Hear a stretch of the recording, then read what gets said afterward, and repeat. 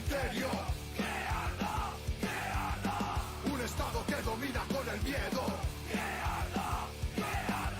Una ciudad sumergida en un infierno. Se haga la luz y que venga un mundo nuevo y un futuro mejor cuando se apagó el fuego.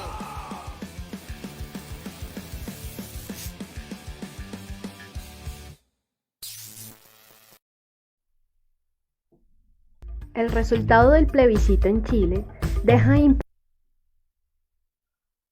Muy buenas noches, bienvenidos ya a los que nos están acompañando en esta transmisión de Vanguardia Obrera. Dichosos pues, felices ustedes y nosotros que tuvimos el privilegio de recordar esta interpretación de esta poderosa canción, insignia, símbolo de ese aguerrido pueblo chileno. Dice en uno de los artículos del portal Revolución Obrera titulado Combatir la perniciosa teoría del mal menor, en una de sus partes, lo siguiente: a mediados de la década del 30, el bolchevique lituano Osip Pianiski, en ese entonces uno de los dirigentes de la Internacional Comunista, comentaba en un escrito lo que él llamaba la perniciosa teoría del mal menor, la cual señalaba era enarbolada por los socialdemócratas y los sindicatos reformistas. Esta teoría consiste en apoyar en mayor o menor medida a cierta fuerza política a la que se considera un, entre comillas, mal menor, en contraposición de otra fuerza que representa el, entre comillas, mal mayor, bajo la excusa de que es lo único que se puede hacer en su momento. Por lo general, esta teoría es utilizada por las fuerzas reformistas que invitan a la clase obrera a apoyar una facción de la burguesía en oposición a la facción más reaccionaria o fascista de esta clase dominante. Y en otro párrafo, completando la idea, dice: ha pasado casi un siglo desde entonces y al día de hoy seguimos encontrando a socialdemócratas, a liberales progresistas y oportunistas, falsos comunistas, que cuando apelan a la clase obrera y a las masas oprimidas les invitan a votar por sus candidatos o por candidatos abiertamente de la burguesía, bajo el chantaje de que se debe parar el fascismo. A los neoliberales, a los ultraderechistas, a la mafia, etc. Y es lo que se debe hacer en la situación concreta, dicen ellos, para estar en mejores condiciones de lucha. Bajo ese engaño, el pueblo les termina siguiendo, ya sea por la tradición y hegemonía que ejercen esas fuerzas reformistas en el movimiento obrero o por la razón que sea.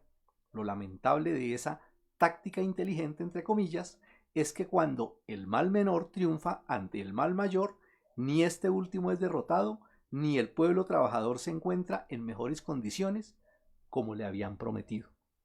Muy buenas noches, compañero José. Muy buenas noches, Ricardo. Buenas noches a los compañeros que nos acompañan.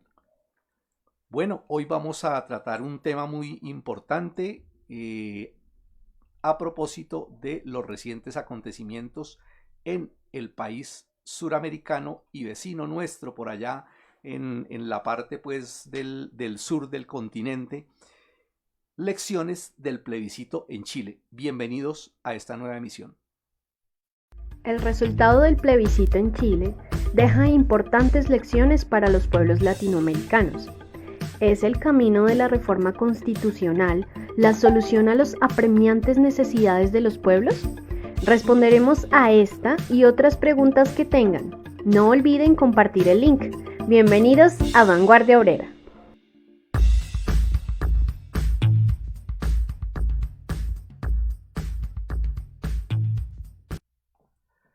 Bueno, compañero José, entonces vamos a hablar aquí, intercambiar opiniones y invitamos pues a todos los que ya nos están acompañando en el chat para que compartan con sus contactos, con sus amigos, en sus redes el enlace pues para que se puedan vincular, que se puedan conectar a esta transmisión sobre este tema tan importante que con toda seguridad nos contribuye a comprender lo que está sucediendo en Chile, pero además de eso poder aquí extractar algunas enseñanzas y mirar lo cercano que está esa realidad chilena con lo que también se está viviendo en un país como Colombia. Contextualizando ahora, lo que podemos decir es que el último acontecimiento que ha motivado el programa de hoy es lo que sucedió recientemente con el plebiscito. Se convocó ese plebiscito donde participó pues el pueblo chileno en una votación para aprobar o desaprobar una propuesta de una nueva constitución. Igualmente coincide por la cercanía pues en fecha el acontecimiento con otro muy importante que debemos recordar, y es que el 11 de septiembre, es decir, en el día de ayer, se cumplió otro año de la muerte de Salvador Allende y el inicio de la tristemente célebre dictadura encabezada por Pinochet. Hoy hablaremos de Chile, de un país que se pavonea de ser de las mejores democracias del continente, pero fue allí donde este hombre recordado por nosotros, famoso Salvador Allende, se hizo famoso, y a su lado el tristemente dictador Augusto Pinochet. Precisamente este 11 de septiembre se cumplieron 49 años del golpe militar encabezado por Pinochet en contra del gobierno presidido por Salvador Allende en el año de 1973. Si mal no recuerdo, 3 años fue lo que duró el gobierno de Salvador Allende, y desde entonces se estableció la dictadura que duró hasta 1990. Según cifras, fueron más de 40.000 víctimas inocentes en esa brutal persecución, tortura y asesinato encabezado por el asesino Pinochet y orquestado directamente desde los Estados Unidos. En ese mismo Chile, de un pueblo aguerrido y luchador que protagonizó el 18 de marzo de 2019 y durante 6 meses, otra época muy importante de su historia y de la historia de los pueblos del mundo. Ese 18 de marzo de 2019 se inició un gran levantamiento popular que duró casi exactamente los 6 meses. Fue realmente épica, fue realmente una acción generalizada del pueblo chileno que se levantó contra el gobierno reaccionario, contra las medidas políticas, económicas y sociales que estaban llevando a unas condiciones de miseria al pueblo chileno. Y el pueblo se levantó en ese momento por una razón aparentemente pues de poca monta, pero que se convirtió realmente en el detonante. Fue solamente que el gobierno chileno dijera que iba a subir el precio del transporte, y de inmediatamente el pueblo se alzó, se levantó, salió a las calles, se tomó grandes centros industriales, zonas importantes de las principales ciudades y en el campo también, y se lanzaron a la lucha para exigir ya no solo la rebaja en el transporte, sino una cantidad de medidas que justamente estaban pidiendo para vivir dignamente. La reacción primera del gobierno chileno fue la represión brutal. Fueron 6 meses de batallas realmente fuertes. Todos los días había enfrentamientos, todos los días el pueblo salía a tomarse las calles, y todos los días la reacción se lanzaba brutal y cobardemente contra los manifestantes. Desde ese 18 de marzo y durante ese periodo fueron más de 30 jóvenes los asesinados, y fueron 460 los muchachos que perdieron uno de los ojos, lo que llamaron ellos lesiones oculares en el gobierno. 460 muchachos fueron golpeados de esa manera brutal, atacados violentamente y con ese objetivo claro y contundente. La fiscalía acusó a más de 5.000 personas por participar en las protestas, de las cuales 648 están en detención preventiva, y 725 de esos luchadores fueron condenados a diversas cantidad de años en la cárcel. Es decir, la cantidad de presos políticos que dejó ese levantamiento justo del pueblo es enorme. Producto de la represión de esas acciones asesinas del gobierno, la población estableció o puso en conocimiento a través de la Fiscalía 8.827 denuncias en contra de agentes de la policía y del ejército con pruebas contundentes. De ellas, solamente 25 agentes de policía llegaron a tener una prisión apenas preventiva. Es decir, lo que sucedió en Chile fue un estallido social que trascendió las simples banderas que le dieron inicio, y la primera medida, la primera reacción del gobierno fue lanzar sus perros asesinos contra los manifestantes. Hoy, 3 años después, vuelve a ser noticia, pero ahora por la inesperada derrota del plebiscito que esperaban diera a Chile una nueva constitución, porque lo que se presentó allí fue que después de haber lanzado las hordas asesinas contra ese pueblo chileno, vino la segunda táctica, que fue la campaña política y las promesas de transformaciones a través de una reforma constitucional. Y sobre eso vamos a hablar aquí con el compañero José. Bueno, hay que decir que la la constituyente pues que propusieron, lo que se puso a consideración del plebiscito, el proyecto no tiene nada de lo que ha dicho pues la reacción en lo esencial. A la final se mantienen los pilares de la explotación capitalista, es decir, la propiedad privada y la explotación asalariada, y solo le agregaron la prohibición de la servidumbre con respecto pues a la constitución pinochetista, y solamente contiene algunas pequeñas reformas, tales como el reconocimiento pues de la plurinacionalidad, la multiculturalidad, hay un mayor reconocimiento y representatividad a las regiones. En cuanto a la mujer y las minorías, la libertad de aborto, el establecimiento de la paridad en todos los órganos del Estado y del gobierno, reconocimiento, libertad y no discriminación de ninguna persona por razones de género, tendencia sexual o afectiva,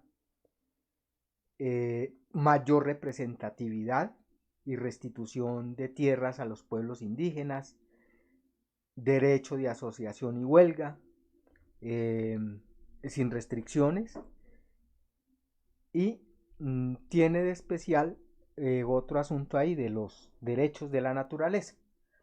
Realmente muchos de estos asuntos estaban contemplados en la Constitución vieja, solamente que aquella Constitución estaba basada en la doctrina de la seguridad nacional de Estados Unidos, es decir, contemplaba el delito de terrorismo, incluso la pena de muerte,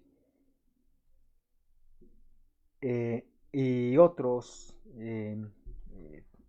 tipo pues de cosas, como perdonarle pues a las iglesias el que no contribuyeran, pues incluso sostenerlas o ayudarlas a sostener. Pero realmente no tiene ningún atentado ni contra la propiedad privada, como decían algunos reaccionarios, ni nada de expropiaciones que no tuviera la vieja Constitución,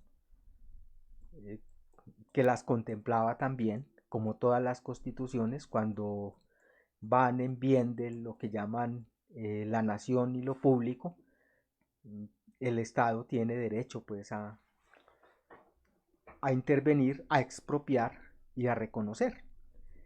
Es decir, no tiene absolutamente ningún asunto ofensivo para las clases dominantes. Es simplemente ampliación de la libertad. Es todo lo que tiene de fondo el proyecto, pues, que fue rechazado en el plebiscito. Pequeñas reformas, únicamente. Algo que las clases dominantes y el imperialismo incluso podían conceder sin que eso significara ni socialismo, ni subversión del orden existente, absolutamente nada. De eso el Estado seguía intacto, el Estado burgués, el actual, seguía intacto sin ninguna modificación de fondo. Las armas en manos de las fuerzas represivas tal como están. Lo mismo, el sistema de gobierno, lo mismo, un poquitico más ampliado, para garantizar los privilegios de las clases dominantes. Ni siquiera en los terrenos pues, de la seguridad social, el sistema de salud, no hay modificaciones de fondo, se mantienen incluso los mismos pilares viejos de la vieja Constitución. No era ninguna amenaza. Aún así, las clases dominantes no estaban dispuestas a ceder y no cedieron. También por otra razón que creo que Ricardo va a compartir.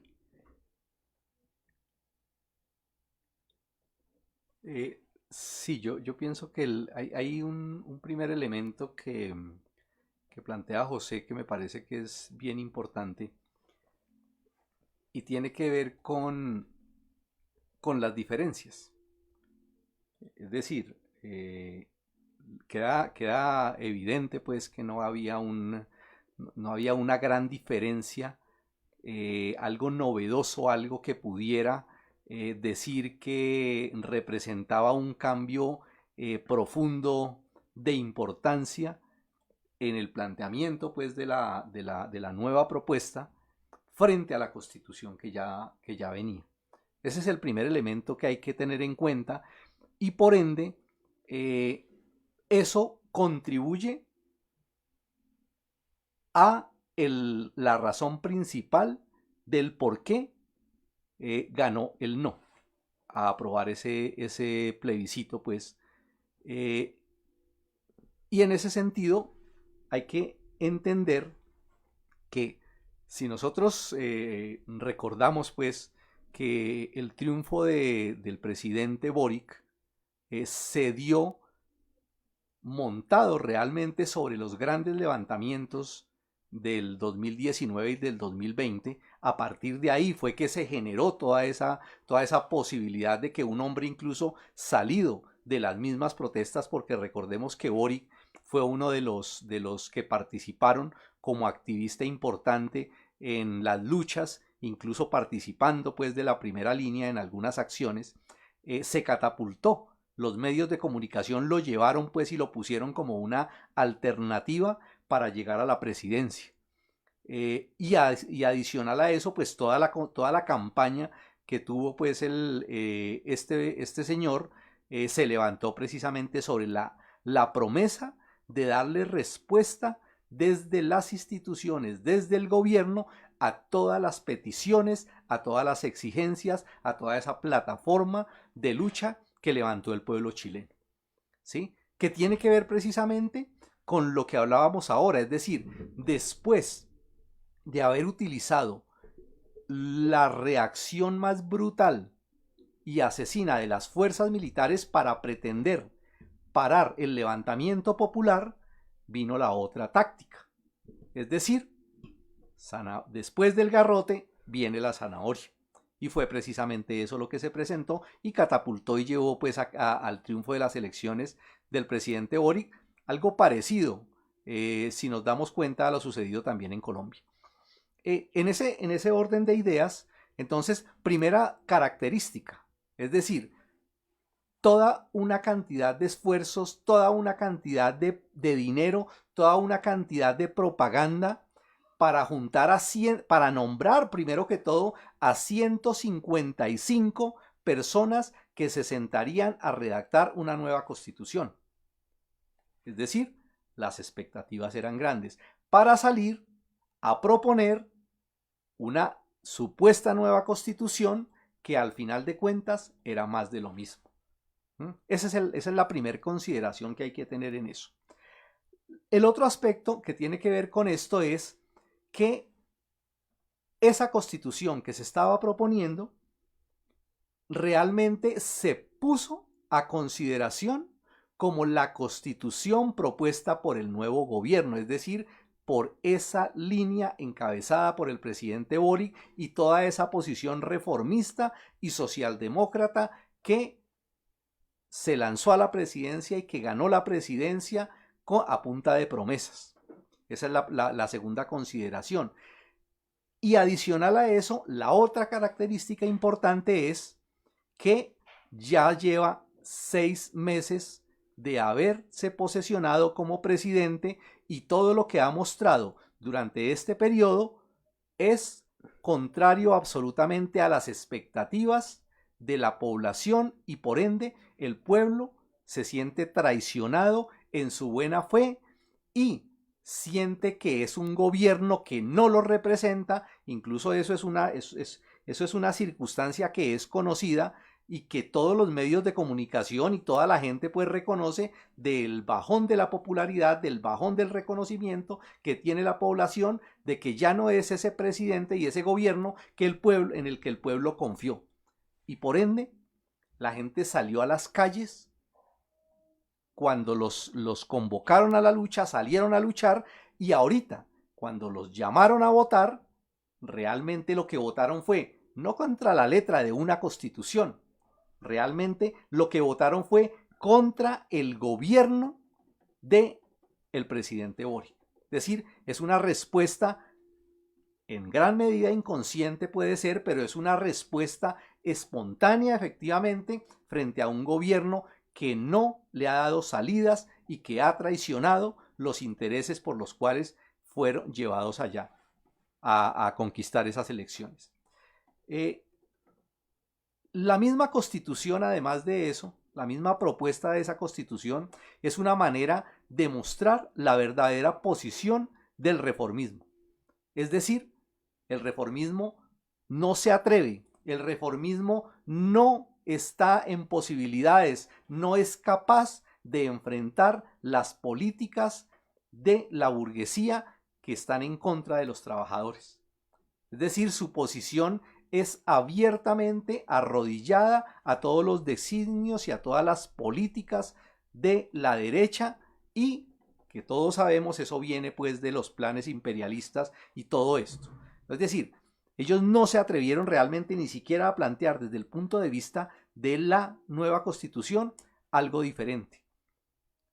No recogieron las justas aspiraciones de la población y en esto sí me parece que es importante recordar y hablar algo pues de la gran diferencia que hay con lo que hablábamos ahora de la conmemoración en el día de ayer, de instauración de la dictadura de Pinochet y el asesinato y la muerte pues de Salvador Allende y la derrota pues realmente de esto, ¿no? Es decir, comparativamente se nota pues la diferencia de una posición realmente progresista, de una posición que podemos considerar una posición revolucionaria cuando Salvador Allende se proponía realmente hacer cambios, se proponía realmente lanzar un programa de gobierno en beneficio de la población y en contra de los intereses del gran capital por la vía parlamentaria, ¿sí?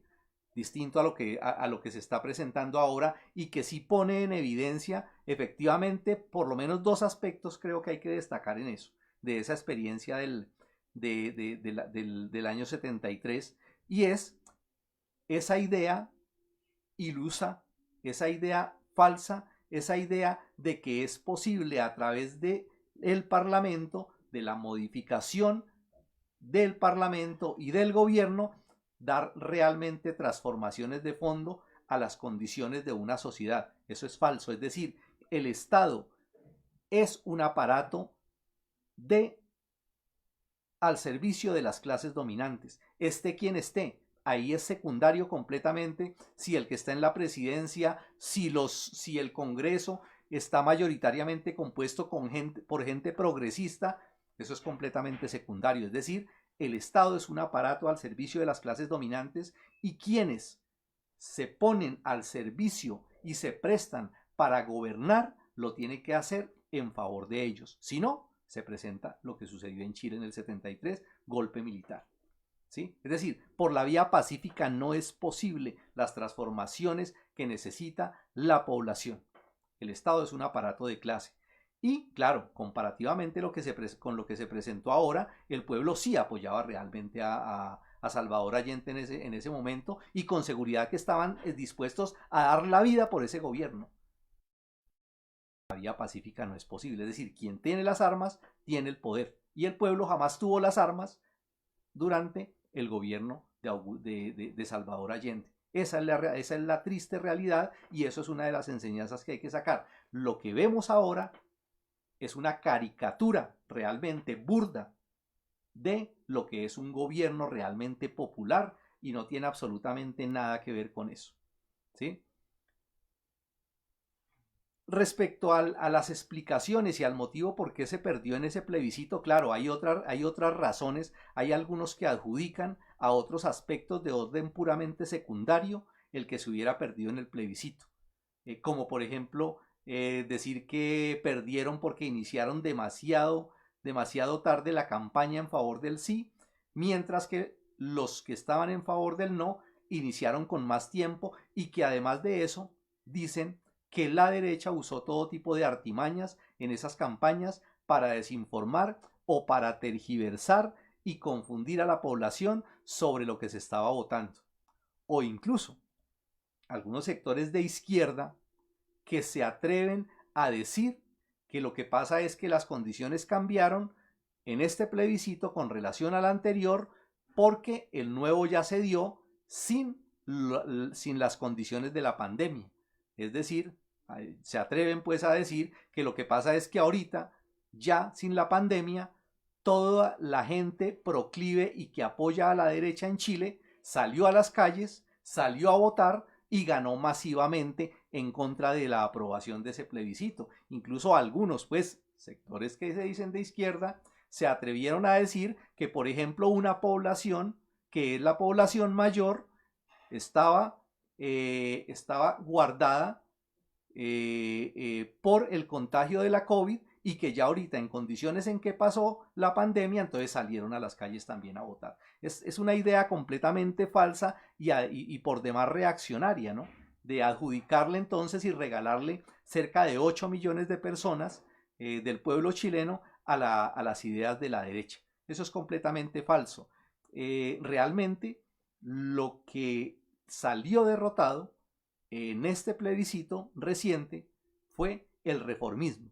Él fue el gran derrotado, es decir, el pueblo salió y votó en contra del gobierno. El pueblo salió y utilizó ese voto para protestar y para mostrar que no estaba de acuerdo con un gobierno que ha traicionado la buena fe, que ha traicionado los intereses, que ha traicionado las ilusiones que ellos mismos sembraron en la población, de que por la vía parlamentaria, de que a través de las elecciones y a través de una constitución iban a resolver los problemas de la comunidad.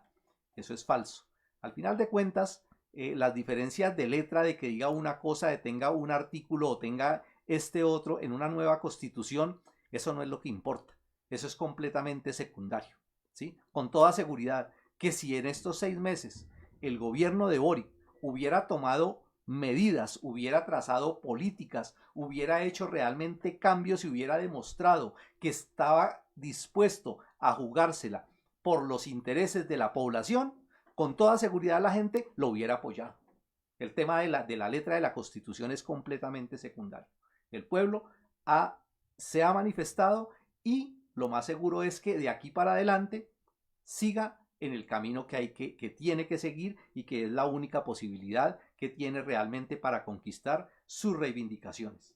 En conclusión, insisto, creo que la idea correcta es que quien salió derrotado en este plebiscito fue el camino reformista en Chile.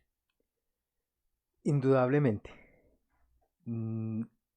porque no podemos olvidar pues de las grandes lecciones que tiene la experiencia chilena, no solamente para Chile, sino para los pueblos, incluido pues el pueblo colombiano, donde se presentan asuntos similares, y es que ante el peligro de que la rebelión desembocara en revolución, las clases dominantes decidieron desinflarla desde arriba, con el engaño ese de la vía electoral y la constitucionalidad. En Chile, aquí, y no es un asunto de habilidad de las clases dominantes únicamente, es sobre todo y fundamentalmente que ese camino se impuso porque la clase obrera carece de su partido político independiente. Por eso fueron las fuerzas de la pequeña burguesía democrática y la socialdemocracia y la burguesía quienes canalizaron el descontento popular. Y sucedió en Chile y sucede aquí en Colombia, sucedió en Perú también. Y es una historia común a ese respecto. Es decir, Petro llega a la presidencia producto del levantamiento popular y con el respaldo de la gente que salió a enfrentar las balas de la reacción en el levantamiento, igual que Boric en Chile. Y todo lo que ha ocurrido en Chile, es decir, la presidencia, la redacción de la Constitución y el plebiscito, lo que ha ocurrido en este tiempo demuestra que las clases dominantes no quieren ceder lo mínimo. Y es un hecho, y lo estamos viviendo aquí en Colombia. Frente a cualquier medida, por tímida que sea, inmediatamente salta la reacción, saltan los grandes capitalistas y los jefes del gobierno reculan. Entonces ya dicen, la ministra del Trabajo dice aquí, no es que a nosotros no nos tocó la revolución, a nosotros nos tocaron las reformas. Iván Cepeda dice, no, es que no conquistamos el poder, lo que conquistamos fue el gobierno. Eso ya se sabía, y lo sabían ellos. Sin embargo, todo el tiempo vendieron la idea de cambios profundos, de que esto iba a cambiar. Y lo mismo sucedió en Chile. La burguesía no está dispuesta a ceder lo mínimo y estos supuestos representantes de izquierda y en el fondo reformistas no pueden, por la misma posición que tienen y por la pretensión de servir a Dios y al diablo, terminan sirviéndole al diablo, no sirviéndole al pueblo, sino sirviéndole a las clases dominantes y a los imperialistas. Y eso marca un asunto que es necesario aprender: la obligación de fortalecer la organización por la base y no renunciar a la lucha. En resumidas cuentas, la lección que se ha aprendido de los levantamientos es que si el pueblo aprieta, las clases dominantes se ven obligadas a ceder, incluso a ceder la presidencia. Y dicho en Chile, y dicho y hecho en Chile, y dicho y hecho en Colombia. Aquí no solamente el levantamiento popular echó para atrás la reforma tributaria, sino que obligó a la matrícula cero y por ahí derecho despachar al ministro de Hacienda. Así es. Esa es historia práctica, concreta, reciente. Y es necesario persistir en esa idea, porque la situación sigue siendo angustiosa para el pueblo y la burguesía no quiere y no puede resolver las demandas de los obreros y campesinos, es decir, de la gente que sostiene la sociedad con su trabajo, porque obligatoriamente las medidas que está exigiendo la situación implica tocar la propiedad privada y no están dispuestos a hacer absolutamente nada en ese sentido. Y lo vemos respecto pues a la iniciativa que han tomado aquí los indígenas y los campesinos respecto a la tierra. Inmediatamente salen a amenazar con que van a crear nuevos grupos paramilitares, el señor Lafouré, y desde la presidencia a tratar a los recuperadores como invasores de tierras y que están haciendo cosas ilegales y mandándoles la represión inmediatamente. Pero además de eso es que la situación general tiende a agravarse aún más. Es decir, el hambre, el desempleo, la falta de atención en salud, el problema de las pensiones, la tercerización laboral, la destrucción de la naturaleza sigue haciendo estragos entre el pueblo. Y no es un problema que esté ocurriendo únicamente o en Chile o en Colombia. Recientemente vivimos otro levantamiento en Ecuador y la misma situación se presenta en Perú, en Haití y en otras partes del mundo. El mundo está convulsionado.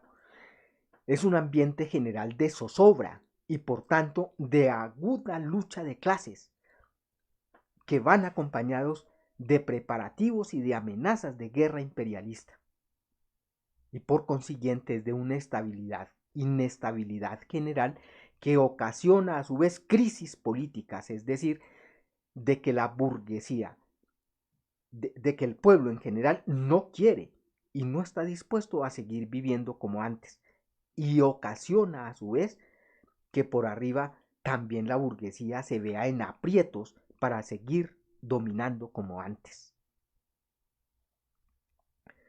De ahí que el pueblo de Chile, el pueblo en Chile o en Ecuador, en Colombia y en cualquier otra latitud, no tiene otro camino que retomar la lucha directa y en ese sentido debe prepararse mejor y alistarse ya no solamente para conquistar las reivindicaciones inmediatas, sino para derribar a las clases dominantes y para destruir ese viejo estado podrido que ya no le aguanta, ya no le sirven más constituciones, ya no le sirven más, ningún remiendo más le sirve, porque toca destruir esa podredumbre en sus propios cimientos para construir una cosa completamente nueva, pero también para resolver las transformaciones sociales que necesita y exige el mundo. Se necesita el nuevo estado de los obreros y campesinos que en verdad le sirva a las clases trabajadoras y no a los explotadores. Y necesariamente tiene que expropiarlos. Y ese es el camino que se verán obligados a tomar los pueblos una y otra vez, a pesar de los esfuerzos de los reformistas por aplazar la derrota definitiva de los explotadores y las fuerzas reaccionarias. Fue el camino que se vio obligado el pueblo chileno a tomar después del asesinato de Salvador Allende. Y a propósito, que no puede olvidarse esa trágica historia, y especialmente no se puede olvidar para el pueblo chileno y para los demás pueblos, y por lo menos rescatar la lección de los últimos momentos de su vida, cuando decidió, ante la voracidad de las clases dominantes y del imperialismo y de su actuación criminal y reaccionaria, defender la causa y los derechos del pueblo con las armas en la mano. Eso dijo, esa fue la lección final de sus últimos momentos de Salvador Allende. Había que empuñar las armas y esa lección sigue vigente. Si se quieren conquistar los del pueblo, los derechos del pueblo, si se quieren derrotar las clases dominantes, hay que hacerlo por la vía de las armas. Por eso es determinante para los obreros conscientes, para la intelectualidad revolucionaria, para los dirigentes honrados de los trabajadores y de las masas campesinas, avanzar en la construcción del partido de la revolución. Es la única manera de impedir que la revolución sea ahogada en sangre como en Chile en el 73. O para impedir que levantamientos populares, que las insurrecciones populares sean desviadas por el camino del reformismo y la vía constitucional, que no va a resolver los problemas, sino va a aplazar una y otra vez los anhelos y va a traicionar una y otra vez los anhelos del pueblo. Y construir el partido es la tarea más imperiosa y en concreto, tanto en Chile como ahora en Colombia, y en particular en Colombia, la obligación de preparar el Congreso del partido. Y preparar el Congreso del partido no es un asunto de una reunión entre unos revolucionarios por allá, unos comunistas iluminados, sino que tiene que hacerse en medio de la preparación de las masas para los combates y los futuros levantamientos generales que conduzcan al triunfo de la revolución, al triunfo del pueblo sobre los enemigos que lo han aplastado porque lo han aplastado por siglos.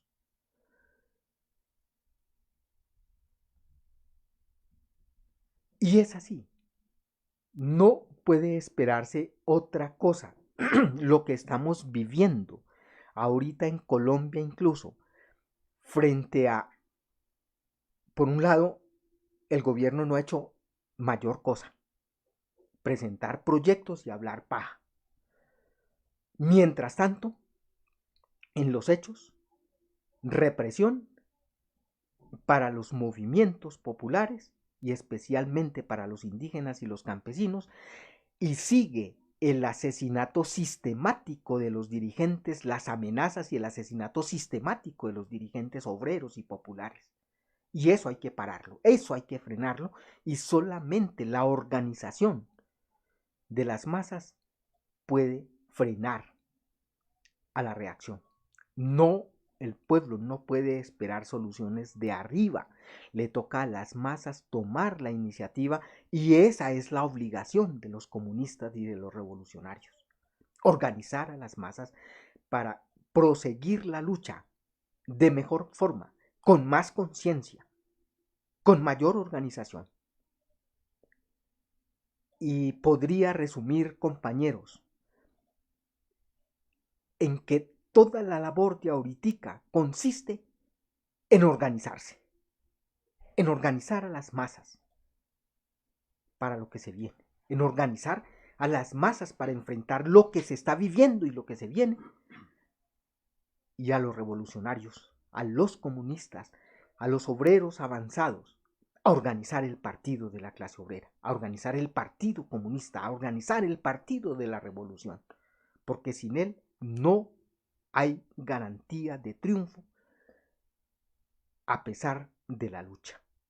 Se necesita ese destacamento de vanguardia, se necesita el Estado Mayor de la Revolución y ese es el Partido Comunista Revolucionario que debemos construir y que está exigiendo la realidad en estos momentos. Y muy interesante un asunto ahí que vale la pena mencionar sobre este tema. Y es que hay que establecer diferencias, ¿no? Está bien, o es entendible más bien, es entendible que aquellos que se consideran sectores reformistas, que se llaman socialdemócratas, que defienden pues la sociedad actual, que consideran que esta sociedad es lo mejor que hay, que es la panacea de la humanidad, que no se puede lograr absolutamente nada mejor, que quieren pues el capitalismo y consideran humanizarlo. pues que, ¿sí? Y quieren pues realmente y sueñan y creen, algunos incluso honestamente, que es posible reformarlo y ponerlo a funcionar en beneficio de toda la sociedad. Es decir, esos sectores y esos jefes y esos dirigentes y esos partidos políticos que se presten para eso, pues es aceptable y es entendible porque al final de cuentas ellos defienden esta sociedad y defienden este sistema, ¿sí? Pero es condenable, y ahí es donde viene el problema más delicado de este asunto, es que aquellos que se llaman revolucionarios, ¿sí? Aquellos que dicen que están en contra del capitalismo, aquellos que dicen que están en contra de la explotación, aquellos que dicen que se necesita que el pueblo se organice, que se necesita que las masas tomen en sus propias manos las riendas de la sociedad, que hablan incluso algunos hasta hablan pues de que son no solamente revolucionarios, sino que son comunistas. Es decir, que ese tipo de gente se preste para esos planes, que se presten y que se pongan al servicio de esa gran mentira. Eso es lo peor que existe y ese es el gran problema, ese es el problema principal y esa es la raíz pues de todo esto, ¿sí? Porque efectivamente a eso se han prestado, ¿no? Incluso pues recordamos pues aquí los puestos pues burocráticos que hasta ministerios les dieron a esos sectores del falso y del mal llamado Partido Comunista, ¿no? ¿Sí? Ese es el gran problema que hay ahí, ¿sí? Porque que se junten los liberales, que se junten los conservadores, que se junten los socialdemócratas, los reformistas y armen pues su partido y se presten para todo eso, pues hasta allá está bien, ¿cierto? Pero creo que ese es el gran problema que se enfrenta no solamente en Chile, pues de lo que estamos hablando ahora, sino que se presenta también en Colombia y en general en muchas partes del mundo, ¿no? Y por eso el llamado que hace José y el planteamiento, creo que en ese sentido es bien claro y se necesita es que los revolucionarios se pongan al frente de lo que tienen que ponerse al frente.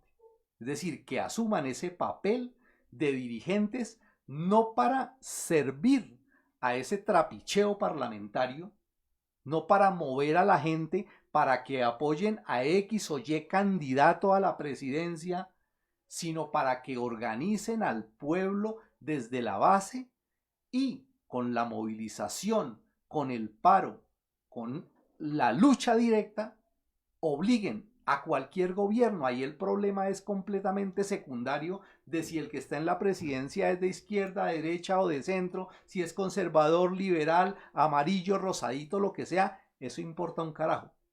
Es decir, cuando el pueblo se organiza, paraliza la producción, el gobierno se tiene que arrodillar y tiene que legislar y tiene que crear las constituciones que se les dé la gana, pero tiene que tomar medidas en beneficio del pueblo. Ese es el camino y ese es el aspecto más importante que hay que poner en esos términos ahorita. Y aun cuando pues no todos los que quisieran entender se nieguen o crean pues que eso no tiene nombre exacto, sí lo tiene.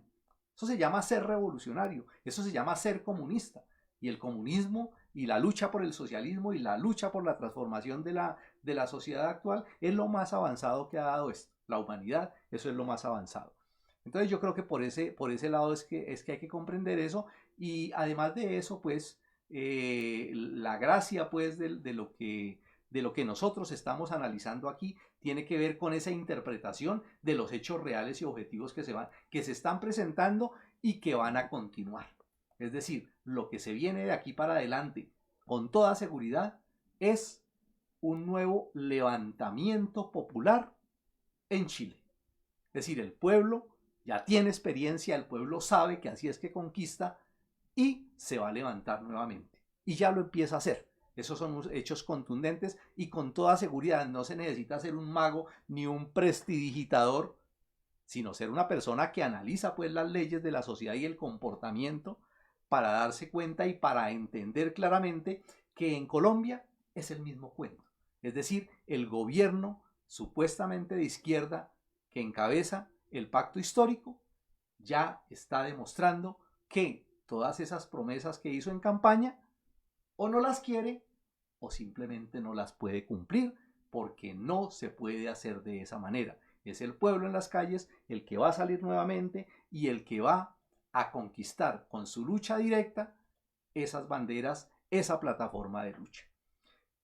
Ahora bien, yo quiero llamar la atención sobre otro tema que no quiero dejar pasar en estos momentos y que se relaciona directamente con esto, ¿no? Es decir, el pueblo se arma, el pueblo se lanza a la lucha, y cuando el pueblo toma las decisiones sobre la base de la orientación de los revolucionarios y de su organización y de la constitución en partido político, ¿sí?, logran no solamente arrebatarle al Estado reivindicaciones, banderas de su lucha, sino que aprenden a que ellos, con su organización y con una dirección política correcta, pueden no solamente lograr eso, sino pueden avanzar en procesos revolucionarios transformadores que lleven adelante ese sueño de Allende, que por pacifista no lo pudo realizar. Porque ¿qué se necesita? Como lo decía ahora el compañero José, ¿sí? Es el pueblo y es con las armas en la mano. El que tiene las armas tiene el poder, y eso es decisivo. Y eso es lo que hace que existe una diferencia importantísima en procesos que sí son aleccionadores y que tenemos que movilizarnos y que tenemos que llamar a que se generalice un apoyo desde todas partes del mundo a esos procesos que la misma prensa burguesa se encarga o de ocultar o de tergiversar. ¿Y a qué estoy llamando yo en estos momentos? Pues precisamente a uno de esos procesos que se está dando en uno de los países más poblados de la Tierra, en la India, que estando tan lejos geográficamente de Colombia y Chile, está muy cerca por la situación objetiva material de lo que se está presentando allá, ¿sí? Las mismas necesidades, las mismas reivindicaciones, la misma lucha contra un régimen asesino, contra un régimen incluso que, orquestado por el imperialismo de los Estados Unidos, se ha lanzado contra ese pueblo que valientemente ha ido durante las últimas décadas construyendo un proceso revolucionario conocido como la Guerra Popular en la India.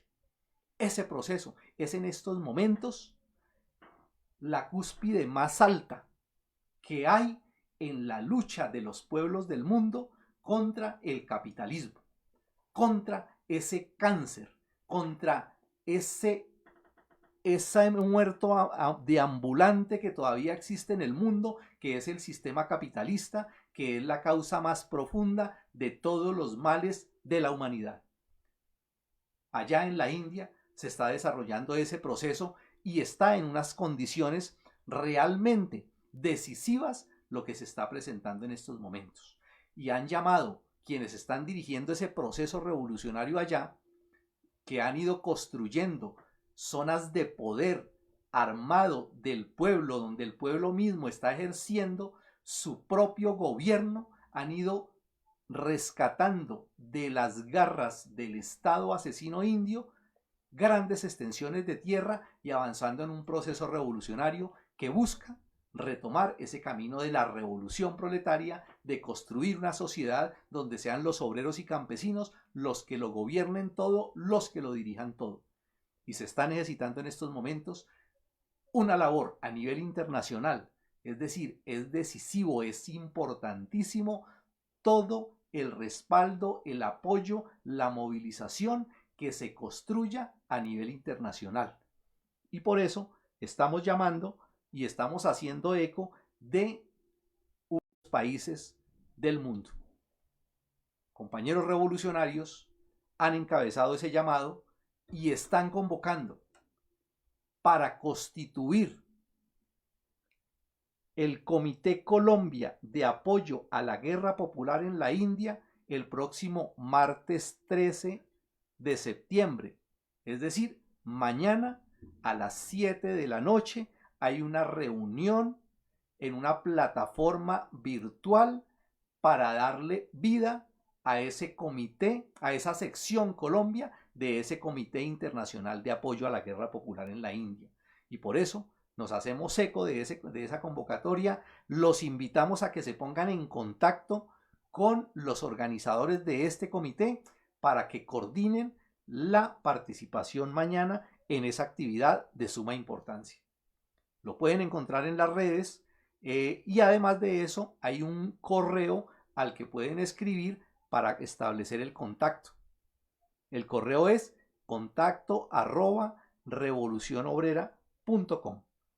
Entonces, los estamos invitando, súmense a esta tarea importantísima que es bien decisiva para ese proceso revolucionario que el pueblo de la India está dirigiendo, está en esa lucha.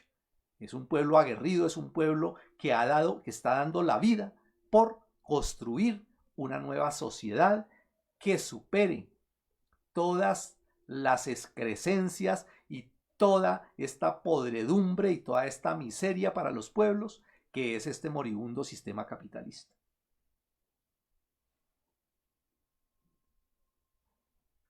Con esto, compañeros, y no sin darles un saludo a todos aquellos que han participado en el programa, que han expuesto ahí sus comentarios, que han planteado varios saludos, invitarlos a que compartan pues esta transmisión. El enlace va a quedar ahí subido, además de eso va a quedar en YouTube para los que no tienen pues o para los que prefieren pues conocerlo a través de la página de YouTube, también va a quedar subido ahí para que lo compartan y ojalá muchos de ustedes se unan a esa tarea tan importante de ese comité. Mañana, les insisto, martes 13 de septiembre, hora 7 p.m. Compañero José, muchas gracias. No, muchas gracias a ustedes, muchas gracias a los compañeros que nos escucharon. Los esperamos en una próxima emisión de Vanguardia Obrera.